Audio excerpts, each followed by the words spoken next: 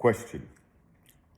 Oh, yeah. So, in the last video, you were talking about how when we dream, then in the dream, all the objects, including myself, they are basically the same illusion, and then the dreamer is dreaming the dream, and then we use that analogy for the world, that this world is basically also like a dream. Yes. And then we're talking about how observer is the observed.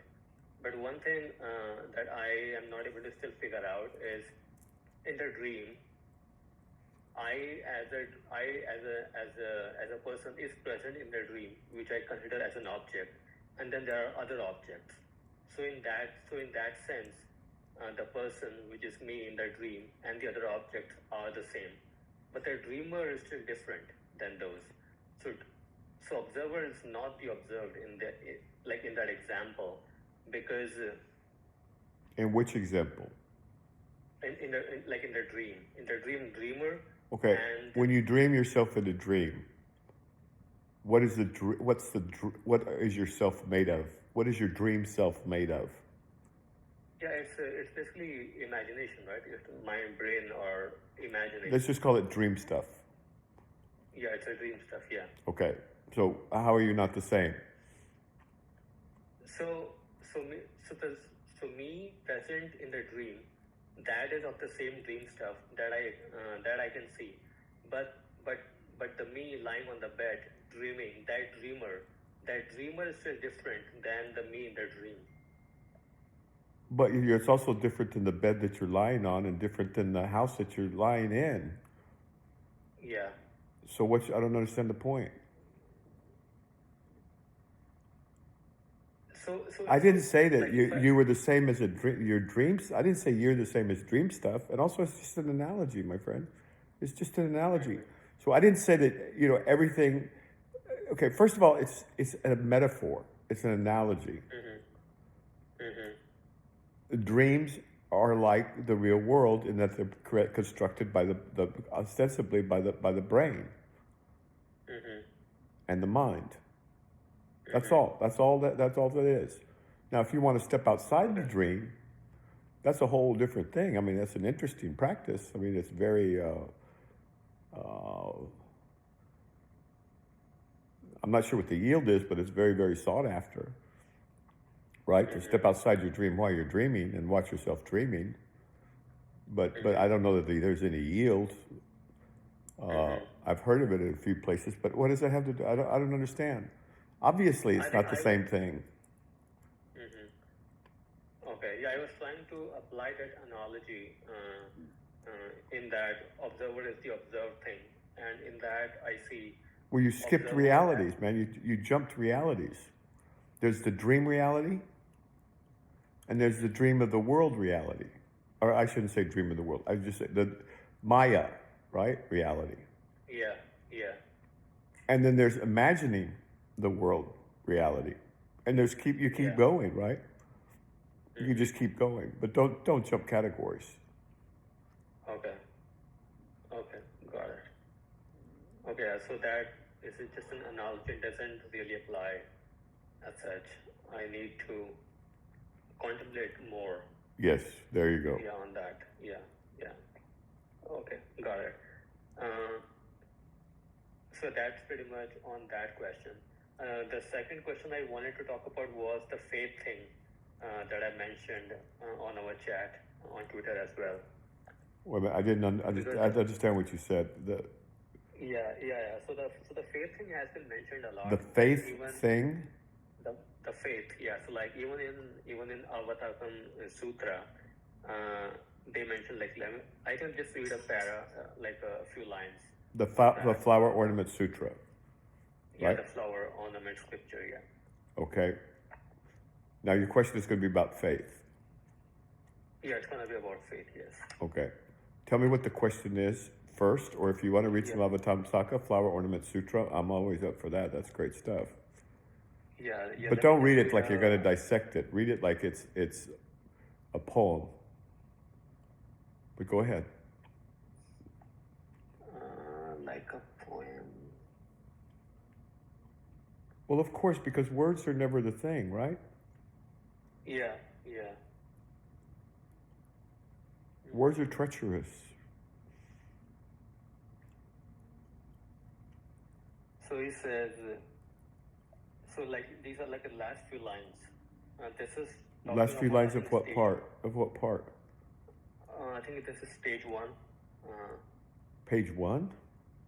And this is stage Oh, one. stage The 1 page of the is- 10 stages. Yeah. Yeah, okay, Yeah, orient people. of So 10 this is stages, page yeah. 1 of the 10 stages. All right, go And ahead. this is like in my book it's page 708, Okay, but I don't know if it's gonna match in your book as well. all So right. basically, what they say is, hence arise in the enlightened beings the elements that purify the 10 stages: faith, compassion, kindness, relinquishment, indefatigability, knowledge of the teachings, knowledge of the world and humanity, modesty and conscience, stable power, and attendance on Buddhas. Okay, read that again. Read it slowly.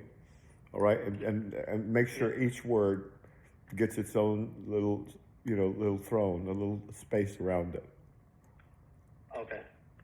Hence arise in the enlightened beings the elements that purify the 10 stages: faith, compassion, kindness, relinquishment, indefatigability, knowledge of the teachings, knowledge of the world and humanity, modesty and conscience, stable power, and attendance on Buddhas.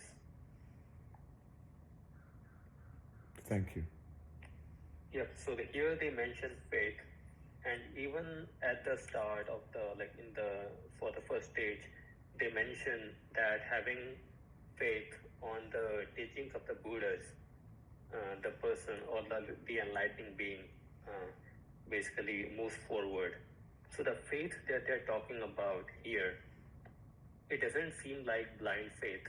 It's not like just trusting blindly whatever is told. Correct. But so I was just wondering, it's like I'm not able to figure out what other kind of faith is there, which they are talking about. Like let's say I read a book on Buddhism that describes certain practices. Now, so one way to do it is I do the practice, then I see whether the result matches what's mentioned. But then that is not faith. That is just being open-minded about a certain thing, at least to me. The other kind of faith is what is practiced a lot in India or in religions, is we just trust blindly whatever is told in the scripture, and we just continue to do that. And then when we don't get a result, we are told, oh, you are not at that level yet. That's why you're not getting the result. So just continue doing that. That is the other kind of faith that I have seen, especially like in India and with other especially with religions. Okay, so what we're doing is we're contrasting blind, infantile, wishful thinking. Mm-hmm. If you rub the Buddha's belly and you put a couple of dollars on the altar and you light a stick of incense, then he will help you get the boyfriend that you're looking for. Or he will help you get to the other world, or like get nirvana or moksha or whatever. Is that what those people are trying to get when they put when you go to a Chinese restaurant and they put the dollar bills and they're trying to get moksha? So, I mean, not with that specific example, but the other rituals in religions, they are expressed like that if you do this ritual, then eventually you will get to nirvana or moksha. Or the Pure Land, I think. Okay, when I went to Japanese churches, a Japanese church for a few years, people were just chanting Namo Amitabha, Namo Amitabha, Namo Amitabha, Namo Amitabha, Namo Amitabha, Namo Amitabha, Namo Amitabha, Namo Amitabha. And the idea there was that would get them to the Pure Land, I believe. Is that what you mean? Yeah, something like that. Yes. I don't know. Maybe if you chanted Namo Amitabha for your whole life, and it became part of your being. And as you were talking, as you were walking, as you were washing dishes and cooking food and mowing the lawn, and your head was just Namo Amitabha, Namo Amitabha, Namo Amitabha, Namo Amitabha. I don't know. I don't know. But they would have much more peaceful lives, I would think, right? And they would. I mean, they're doing it for a reason. Now, there's other people that chant that, and they're hoping to get a raise, right? Of course, if that's all they do, they're unlikely to get a raise unless it's part of the natural progress in their company anyway. So, I don't know. So what's the question? So I'm basically talking about like when I read a textbook in a religion or something, they prescribe certain practices, and if people do those practices, then they will basically get out of this birth and death cycle. That's the kind of idea in a lot of Hinduism books, and a lot of gurus also preach the same thing, that if you just chant, or if you just chant. Well, they can all promise you that you'll get out of the birth and death cycle because you're going to die, right? So it works 100% of the time. If you have faith that if you just keep chanting or keep giving money or keep, doing whatever you do, that you're going to get released from this earthly coil, well, that's a safe bet. That's a safe bet. Because you are going to die. I mean, you die anyway, right? So what's the problem? Are you taking up some of these practices? No, I'm not. So, why are you asking the question then? What's the question about, really? Yeah, so the main question is, in my life is let's say when you tell me to do something like read a I don't book, tell you. I never told you to do anything. I've just said, hey, if you want to learn something that you might need to understand something, then perhaps you should look at this, or perhaps you should read this. I don't tell people what to do. Yeah, I mean, so let's say you suggested me to do something, right? No, I don't. Okay, I suggest that perhaps this could be useful. Whether you do it or not is your own business.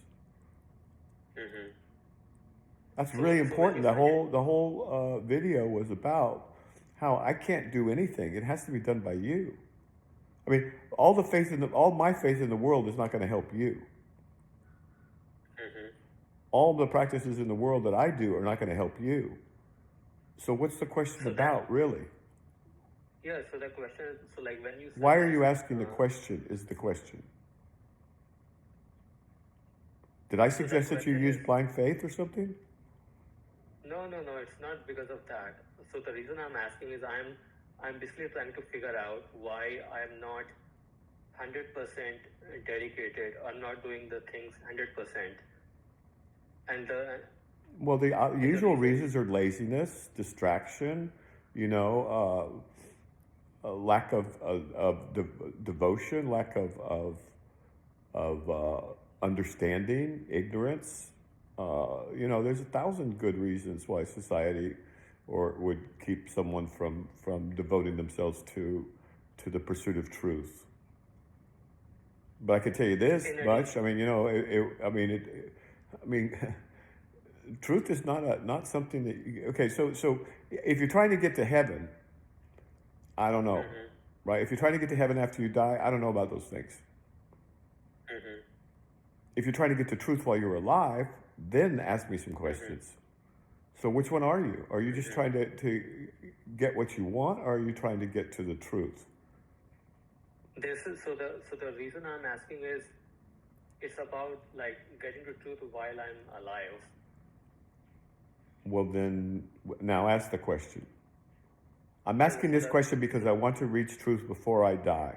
Okay, is that true or false? Is that true or false? That is true. All right, now ask the question. Now ask me the question.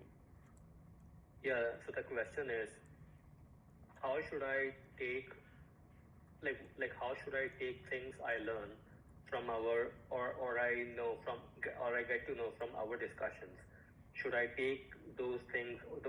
Stop! Ask just one question at a time, please. Now you've asked. So you asked one question, but you didn't let me answer. So ask Okay. one question, let me answer, and then ask another question, and then I'll answer. Okay?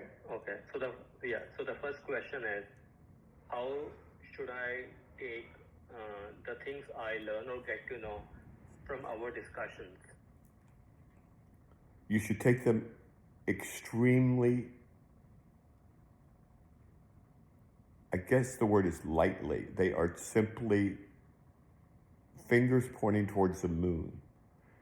As I've said many times, if you adopt a belief because I have it, or you do something because you think I have told you to do it, then you've defeated the whole purpose. None of this business is about that. None of this business is about somebody telling you what to do or telling you what to believe. So I can't tell you exactly how you should do it. That's your business and your responsibility. But I can say how not to do it. Do not adopt any beliefs that you imagine that I have. And do not adapt the attitude that I'm doing this because I was told to do it. That's the opposite of freedom. That puts me in a horrible position, right? Because and it's antithetical to this work. Every man is responsible for his own soul. Every man is responsible for his own journey. And if any man were to develop the hallucination that I'm trying to tell him what to believe or tell him what to do, then we've got a real problem, and learning cannot take place. So in Learning How to Learn, for example, that book, have you read that book? Yeah, I have, and I'm reading that again. Well, where does obedience to the master fit in there? There's no such thing. Yeah. Or where does adopting the beliefs of the master, not that I'm a master, but the book is about masters, right? Written by a master. Now, I'm not one of those, but at least I know enough to say, hey, if that's the attitude, then it's way off base. So I was not taking it in terms of obedience. What I think I was taking it as you telling me useful things, like you basically pointing in the right direction. Okay, all right. Yeah, because I have been doing this for a long time, and I've helped quite a few people, or so they say. But in every case, it was the person themselves that did the work, and the person themselves that reaps the reward, and the person themselves that takes full responsibility for themselves in their lives. I mean, it's a good question. I'm glad we're getting this clarified. But so I've told you how not to take it. Now you can ask your second question. So I was taking it as things that are useful, and the things that may be useful, can help me, that may be useful, or the things that can that may basically get me to where I want, if done by me, of course. Nothing else can be done by someone else. Correct. So with those things, then how do I choose? Like, let's say I learn like a bunch of things, or like maybe 5 things. Well, let's stop for a second. Stop for a second, because you've made an assumption, and if I don't stop you, then you're going to believe that I accept the assumption, and so you think that you are going to arrive at truth.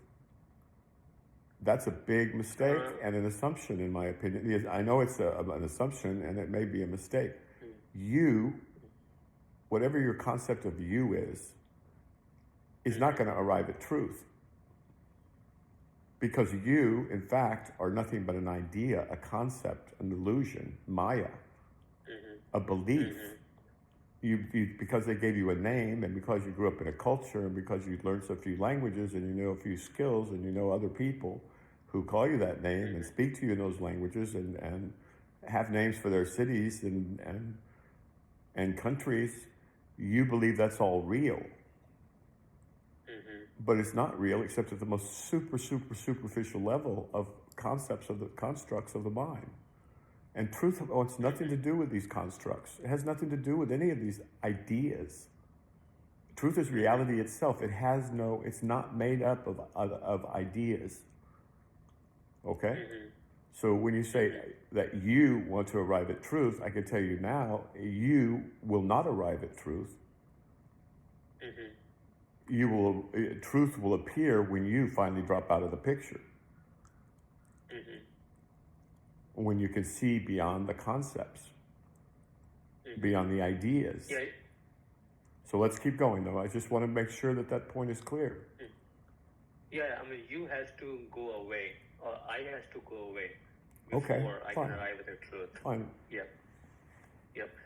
So, but in practicality, so like where I am right now, like in terms of practicality. Okay, go ahead. It's like, let's say we talk for an hour, and then there are like 5 or 7 things, or let's say 5 things that I learn, new things that I learn from our discussion. Now, for me, like there needs to, so here comes the part of choice. How to decide which ones to pursue and which ones to not. And it sounds like I need to do that on my own. Like I need to contemplate on my own to figure out. No, I suggest you do them. I mean, frankly, I think the best course of action is to do them all. Okay. I mean, why would you take a more narrow? How would you be able to choose or know which one's going to work for you unless you've tried them all? Yeah, that's the issue, that I can't decide. In my capacity, I can't decide which ones. Yeah, so I'll only, let me just speak for myself. Yeah, I ended up doing them all. Everything I could possibly do. If I couldn't understand it or whatever, I didn't do that one. But you did them all. I mean, it's if you're devoted towards a goal like this, not only do you do everything you can, you do it with all you've got. And I don't think anything less than that is going to be accepted, is going to, but I'm just speaking from my personal experience. Other people, they just wake up one day. Other people, it takes years. Most people, it takes years. And so I don't know, which one do you want to exclude? Sutra, mantra, contemplation, patience. I don't know which one you'd exclude. I wouldn't exclude anything. A priori, in advance, I wouldn't exclude anything. But did you have some you wanted to exclude? Maybe I'm missing something. No. So here comes the faith part. So whatever I said, there is. No, I could think of some other exclude. I could think of some other exclude. I'd exclude the pilgrimage. I'd exclude many Christian and Muslim practices, probably. Or maybe not that many, but some of them, I'm sure. So, but I would first try and understand what they were, what their function was, right? Yeah. And the functions of religion are very, very many, right? Not the least of which is social and protective. It gives people a place to go if there's a crisis. It gives people surrounded with their fellows, and if everybody goes to church every Sunday, then if somebody gets sick and can't get out of the house, somebody notices at church, right? And they go and find out what went wrong. Or if some kid comes to church and he doesn't have shoes, then people know, hey, we need to get the money together and get this kid some shoes, right? Or if the wife shows up and her face is all black and blue, right, from her husband beating her, then so don't discard these things. I think discard something without understanding it, or at least partially understanding it and its function. Like, for example, the question of race in Islam is not going to come up at Mecca, I don't think, right? Because everybody's the same, and everybody's reminded of that. Now, that can lead to huge evolution in consciousness, as it did with Malcolm X and many other people. So even those, I wouldn't exclude a priori. I might exclude them for other reasons, but not without considering them first. So tell me what you might want to exclude. I don't think I would exclude things that you have told me. But the reason I asked this was... Told you about. Things that you mentioned. Is Okay. mentioned a better word than told me? Okay. It's a little bit different, because if you could tell someone to do something, right, in English, it's idiosyncrasy of language. But don't forget the original question, which is about faith. Remember? Yeah. So the whole thing is, the underlying assumption I have in this is when you mention something to me, I assume that it's going to be useful for me. Don't assume anything. Think about it, cultivate some insight, use some contemplation, and then decide for yourself. Don't assume anything in this business, because you're likely to assume exactly the wrong things. Because your mind doesn't want you to wake up. So don't trust that. So then... And don't trust mine either. Okay, go ahead.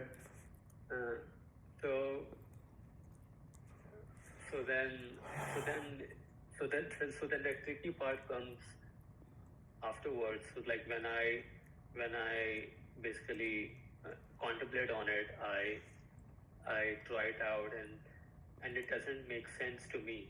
There you go. Again, Good. Now we're talking. Now we're talking. Yeah. Good. Yeah. But then again, I don't have the capacity yet to... I feel, so that's again an assumption, that I think I don't have the capacity to judge whether that activity is useful for me, even though superficially it doesn't make sense to me. So then... Well, I wouldn't practice anything that hasn't been around for at least 100, 200, 300, preferably 500 to 1,000 years. I think that's a good rule of thumb, right? I also wouldn't get too focused on things that are just practiced in one culture or one country and nowhere else, right? I wouldn't get too involved in any kind of, I don't know. Ask the question. Tell me the question, and I know the faith is down there at the bottom of this somewhere. So let's keep going. Yeah. So the question is that I heard something useful. I contemplated on it. I tried it out. It doesn't make sense to me now, but I don't feel I'm in a position to discard it or to not do it. So I feel, so then again the faith, because there's an assumption that it was useful, which is again kind of faith thing. Oh, is that what faith means? At least to me, that the faith is... Okay, well, from the readings, what does faith mean? What do the Sufis say faith means? Sufi faith. Yeah. Okay, so let's look at Christian faith, Sufi faith, Buddhist faith, Sanskrit faith, and English faith. Okay, what faith and Sufism? Well, I think Idris Shah's very, very direct about it, is he not? In learning how to learn? I think he was very direct about it, and he always said, do not take things like as an order or out of obedience. No, but what was his very rare does he give such a clear-cut definition. Maybe you don't recall it, but he said, faith is believing something that you otherwise would not believe. Or faith is believing something that your reason tells you wouldn't. Your reason would say don't believe, and so you override your reason and you have faith, or something like that. So look out for that. Is what I'm saying. All right. Okay. Now, you brought up a Okay. phrase called blind faith. What's blind faith? Yeah. Besides the name of Blind a faith. rock band from the Yeah. 60s. Yeah. To me, the blind faith means that something that doesn't make sense rationally, but I still have a belief that that this is true, and I just have blind faith on it. That when reason doesn't agree, I still do it. So would still you have say that that it belief. takes blind faith to get into I don't know, a 50-foot cigar tube with 150 other people and say, hey, we're going to go up 2 miles in the sky, we're going to fly across the ocean, and then we're going to land you safely? Does that take blind faith? Not right now, not in the current Okay. environment. Okay. But maybe like 1,000 years ago, that would be termed. Yeah, that would seem like not possible, like rationally not possible. Or how about, you've got pain in your lower abdomen. I'm going to take this knife. I'm going to cut you open. I'm going to go in there and cut out the little microscopic invisible bacteria that are in there. And then I'm going to throw that into a jar. And I'm going to cultivate the little bacteria in a petri dish. And then meanwhile, I'll just sew you up and you're going to be much, much better. Does that take blind faith? That again, like if How about going scientifically, to a doctor in southern Chile, and he says, listen, we don't have any anesthesia. He doesn't say that. There's no anesthesia. And he says, don't worry, I can hypnotize you such that you will not feel a thing. And we're going to do the surgery on you, and we're not going to use an anesthetic. Would that take blind faith? I just don't know, because maybe it was possible in the past to hypnotize someone. No, it's and still have the same possible. effect They still as- hypnotize people and do surgery without anesthesia. Or how about voodoo death? How about voodoo death? Hey, this woman's going to cast a spell, right? And she's going to kill this other person that you want killed. You give her $200, and she'll cast a spell on this person and kill him. And no one can accuse you of murder because there was no murder weapon. It was all voodoo. Now, that's faith, right? And it works on faith. It works on faith, right? The person has to know that the spell has been cast on them. And then, they do drop dead sometimes. So this word faith is a big one, but keep going. Even blind faith is a big one. Yeah. So to me, it was mainly about the things I learned and feeling Which like I don't things? have the Which capacity things? What have you learned that requires faith? So let's say that if I do like meditation, right? The purpose of meditation is just to calm the mind enough to learn further whatever I am practicing afterwards. That doesn't take faith. That just takes experimentation. That just takes trying it out for yourself. So that is the thing here, because I tried it out and it seems to my experience seems to agree that this is how it is. But sometimes experience. So remember the one exercise I was doing before is where I will kind of expand my head or my mind more and more, like further outside, like a bigger bubble, even bigger bubble, and think. Yeah, the midst to a man's world is the extent of his vision, right? And if you extend your vision, then your world gets bigger, which is the same thing as your mind getting bigger. Yeah. So, but then this thing that my mind is getting bigger, how do I just took it as a faith thing that if I do this, then I will experience this. But I was not able to experience that my mind got bigger. My mind got calmer. I was able to experience the sensations Okay, that's good. That's good. That's more a good. Okay, intensely. good, good, good, good. So what's blocking you? How big is your mind?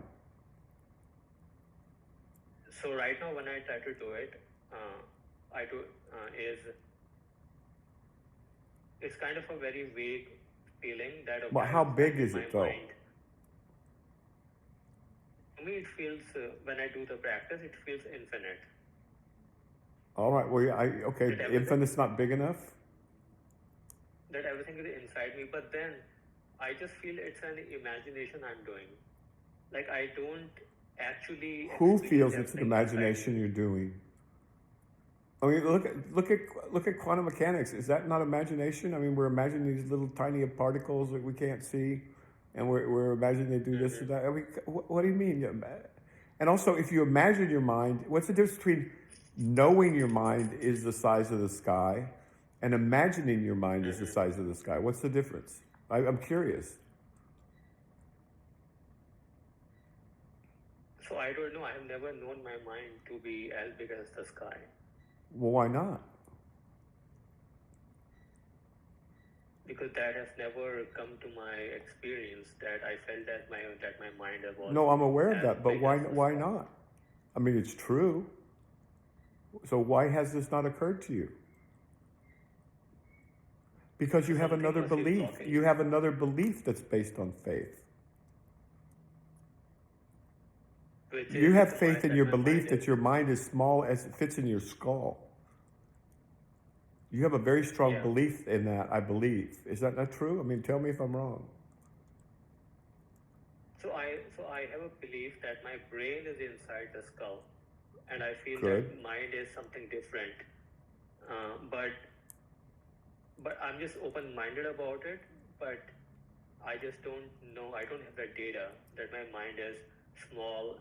Is I know that You don't have data either way, sometimes. correct?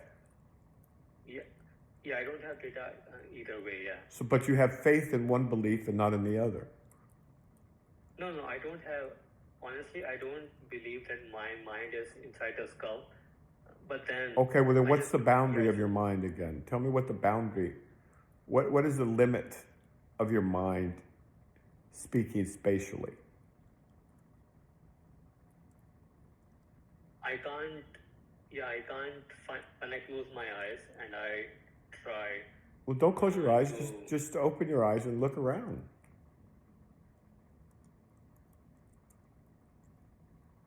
What's the limit I of your don't know mind? about the mind. Yeah, I don't know about the mind, but I see objects. In So you front have of me another or belief. all around. You have another belief that those objects are outside your mind. So I'm saying that what's blocking Yeah. you is another belief that you have faith in. But let's skip over this for a bit, and let me tell you a story about faith that I've never really thought of as a story about faith.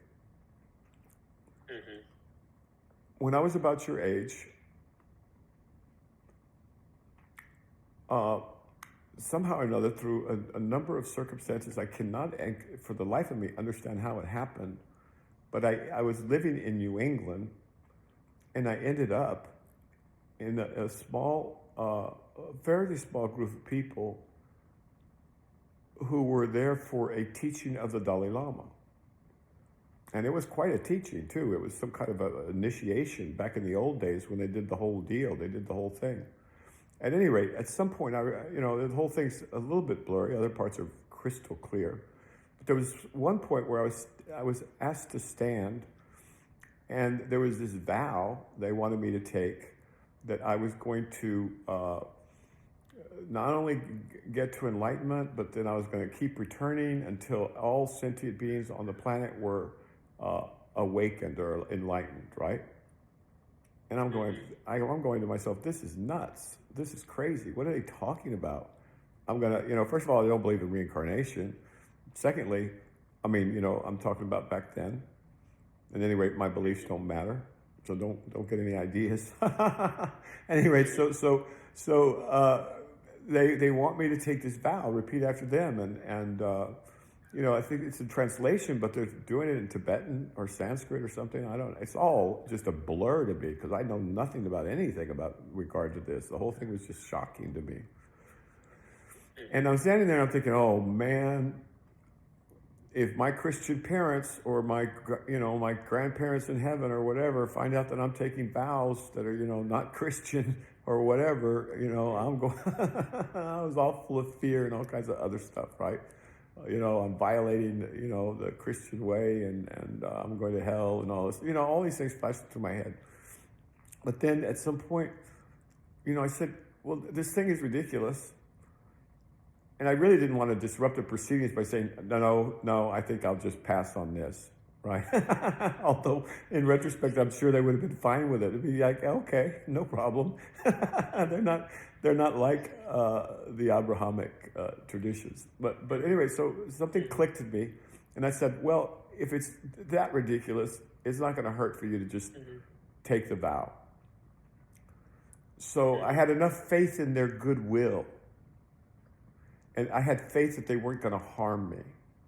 Now, that faith came from my limited experience with them, the little bit of reading I'd done about Buddhism, and just the energy and the atmosphere and the whole kind of way that these people were, these strange people in these weird costumes. And so I went along with it, right? I just had faith in their general goodwill. I didn't know enough to know the specifics. I couldn't know them. But I'll be damned if that years later I realized not only were they 100% right, okay, that, and to not have faith in these people would be enough faith to at least keep going, would have been one of the biggest, who knows how it would have ended up. But at the moment, right now, it feels like that would have been one of the biggest mistakes in my life. Had I been too closed to accept the possibility, number one, that there are other people of goodwill on this planet. And number two, that even though they're trying to teach you and they're taking care that you don't get hurt, right? In any way, shape, or form. And number three, maybe what's that they're saying makes sense in some way that you can't understand yet. And so I'm not a big believer in faith, as you know. As a matter of fact, I don't like faith at all. I don't even like the word faith. Why do you need faith when you have knowledge, right?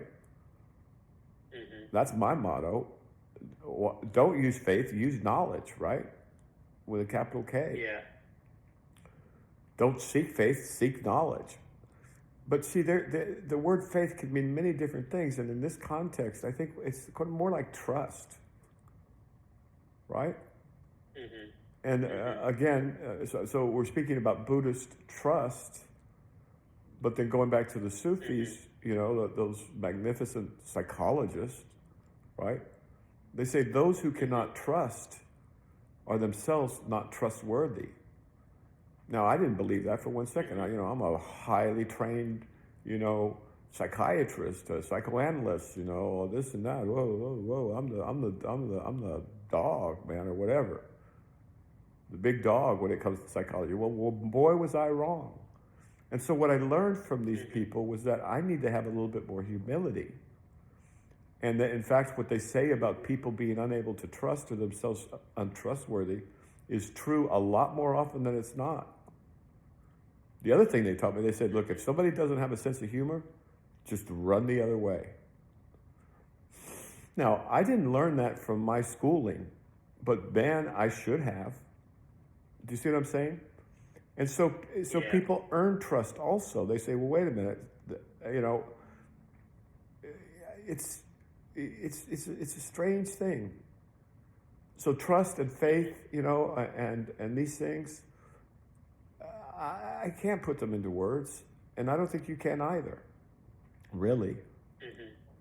But it takes something of that spirit of goodwill, faith, goodwill, and care, right? And concern. You don't want to be reckless. You don't want to be stupid. You don't want to waste a lot of time on nonsense. But one person's nonsense could be another person's salvation. And that's a hard lesson to learn, but we're all so different on this planet. And there are people who, through their simple devotion, maybe they're not very, their IQs would not measure very high. And they have their simple practice, their simple devotion. They don't bother anybody else. They're not trying to convert people. They don't impose on other people. And they just have their own quiet, relationship with God. We're in no position, none of us, to judge that. And again, I keep going back to the Sufis, but the Sufis have this beautiful story about some very learned, dervish who was on a boat with was a couple of other travelers, crossing a big river or lake or something. do you remember this story? And I think the dervish corrects his pronunciation because he's not pronouncing the prayer right or something like that. And he taught him how to pray properly, right? So, and so the more simple-minded, humble man, is struggling to learn to, because he wants to learn how to pray properly. He grew up in some little village somewhere, and he wants to learn. And so he's learning the prayer, let's say in Arabic or something like that. And then, the guy teaches him, but he's thinking to himself, this guy, man, he's never going to get this right. And so at any rate, they disembark, and then they each get on different boats, and they start sailing kind of in a different direction. And before they've gone too far, the student, let's say, is waving, frantically at the Sufi, saying, "Wait a minute, I need help. I can't remember parts of the prayer," or whatever, something like that. And the Sufi said, and so then the next thing the Sufi knows, I'm butchering the story, but basically, the guy gets out of his boat, walks on water to the Sufi, to the dervish, and asks him how to correct his grammar or his pronunciation of this prayer, right? And of course, so there's a lesson in that, right? Yeah. And so the one thing that's never overrated in my experience is humility. Without humility, that's not even a paramita, is it? Dang. It should be. Yeah. And so so we only need to be concerned with our own souls at the moment, right? Yeah.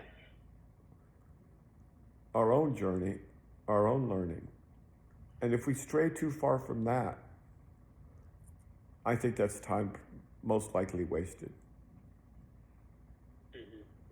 Now, I know your question's deeper than what you said here, right, in public, and that's fine. But listen carefully to what the answer contains and what it doesn't contain. It doesn't contain the judgment of others. Sorry, can you repeat that? I lost it. It does not contain the judgment of others. As Jesus said, "Judge not, lest ye be judged." And so,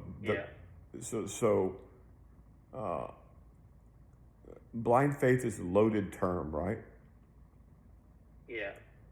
And so it should probably be just used for rock bands and for, gamblers or something. He had blind faith that it was going to end on black this time around, right? The roulette wheel. Yeah. And then when you just talk about faith, then we have to really understand what that word means. And it could mean something like trust. To have faith in oneself, right? Let's say, the example I gave in another video of if you're going to climb the face of El Capitan, that mountain in California, it's in California. Yeah. You got to have some faith. You got to have some faith in your equipment, faith in your friends, faith in your ability, faith in, without faith, you're not going to climb that rock face, that mountain. But that's a different kind of faith. Okay, so is this helping with the faith thing? Yeah, it helped, yeah. Okay, good. It helped a lot. All right, good. Do you I think we're out of time, but I have one more question if you have time. Otherwise, Sure, go I can ahead, go ask ahead, as go well. ahead. Sure. So this is what about, so like every day I do this kind of meditation where I just I'm aware. I try to be aware of the things, like see what I'm seeing, what I'm hearing, thoughts, those things.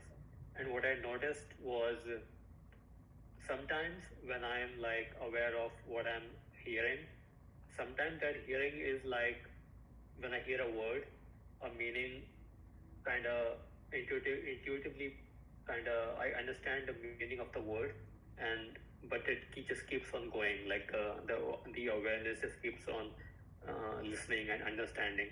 But in the other times, the words just come as sounds, and they don't generate any meaning. Like I don't even kind of understand the words, but it all just sounds like sounds when Okay. I'm doing the practice. Lucky you. Keep going. So then, and now it seems like I can do that intentionally. Like if I want, I can meditate in a way where I also get the meaning, but then I can also meditate in another way where these are just like sounds or objects that are just passing through. Yeah, that sounds great. The latter sounds great. So Yeah, then, if you could do that, do it. I've never tried it, but that sounds because great. Yeah. That so really then sounds but then, nice. I mean, I could think of a lot of times where that would come in handy, and there's a lot of times where that'd be very useful. And I suppose, I mean, that's like meditating in in the mall, in Macy's or something like that.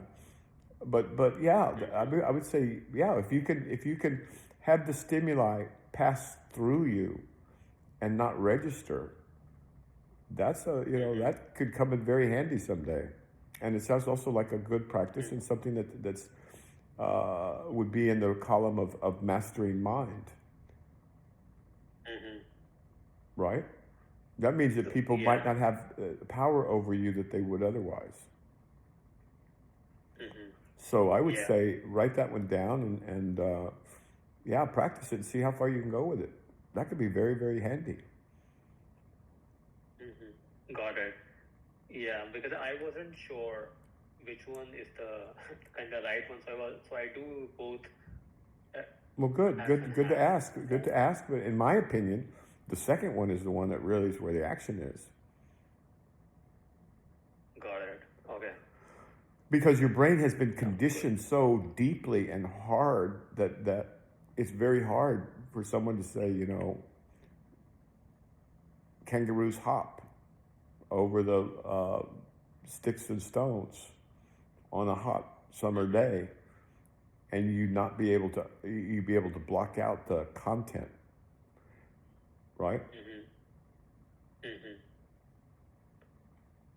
And so the ability to do that, I would think, I would explore it, right? That's okay. So this is contemplation again.